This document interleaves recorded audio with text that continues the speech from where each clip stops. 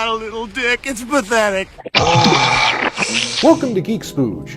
While Mario teaches you typing, Daisy and the Princess teach us proper dildo use. I'll pass. Back in the early 1990s, they had this gaming magazine called Gamepro. Now me, I wasn't much of a magazine collector. Instead, I just watched their TV show. We're here with the word on what's happening on the video game machines. Now, you know I'm always telling you about how hard our Game Lab gonzos work all week long to come up with the goods for you guys? And we totally ripped them off. Hi everybody, I'm John.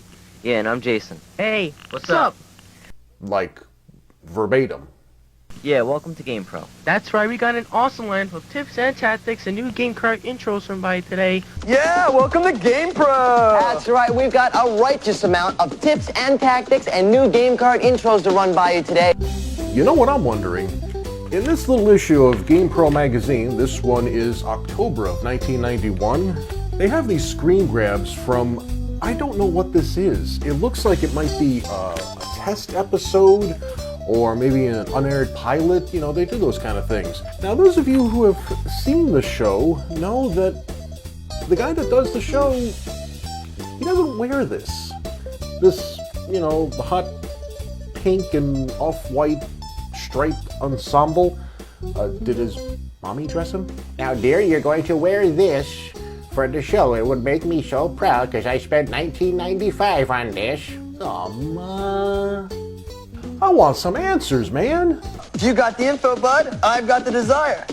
Yes, I do know the presenter's name. His name is J.D. Roth, who you may remember from another TV show called Funhouse. Not even close. So, dude. Oh, the show also had a co-host named Bernan. Think of all the surfer dudes in the 80s and 90s. You know what I'm talking about. Hey, bud. Let's party. Excellent! Whoa. Dude, it's okay, really, you know? I mean, this game is called Where in Time is Carmen Sandiego. It's for the NES, right? And Cool. It's a totally happening detective story. Check it out, bud. Look, I happen to know for a fact he does not sound like that in real life. Listen, back in the 80s and 90s, a certain level of energy was required from a lot of these presenters. Hey, welcome back! These four fresh freckled faces fellows are facing the forthcoming fight that will fill them with fear, and from which few of them will feel I can't keep up with this. That's all, folks. The kind of energy that only cocaine can provide. Gamepro the TV show ran during a time where the only console offerings came from Sega and Nintendo. Once in a while you would Gamepro the TV show ran during a time where the only console offerings came from Sega and Nintendo.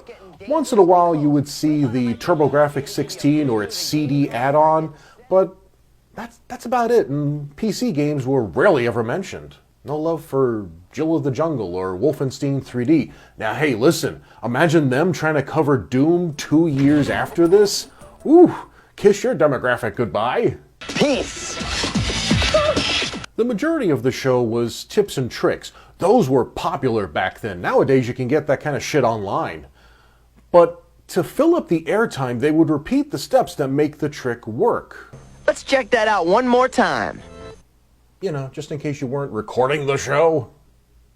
Every once in a while, they would wheel in these arcade cabinets, or talk about some really cool tech or gadgets, like this. Now this little item, which attaches directly onto any Nintendo Entertainment System game cart, allows you gamers the ability to save up to 5 different game locations and have up to 4 slow motion speed settings by simply touching a button on your controller.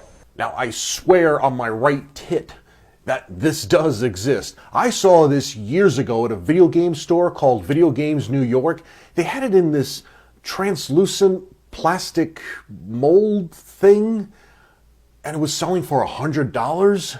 I don't know if it's still there, but whoever owns this, let me know what it's like to have it, to use it, to play around with it.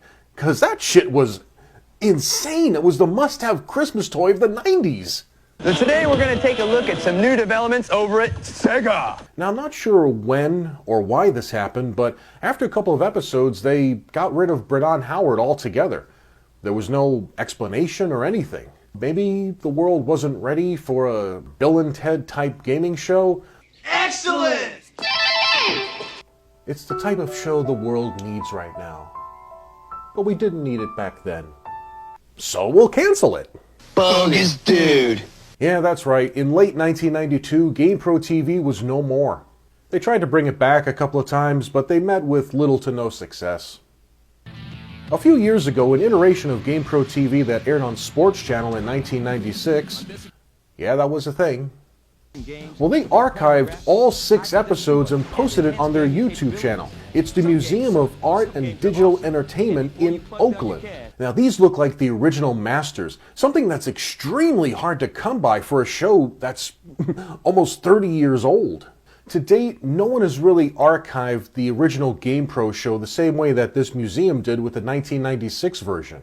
Maybe someday, if there is a market for this, someone will actually put the original masters of GamePro TV on DVD or Blu-ray. But until such time we find it on a store shelf or even at a Comic-Con, we'll try to keep the spirit of GamePro TV alive by maybe once in a while showing some tips or some kind of boobs. Would you like to see that? Would you like to see my boobs? I didn't think you would. Bye!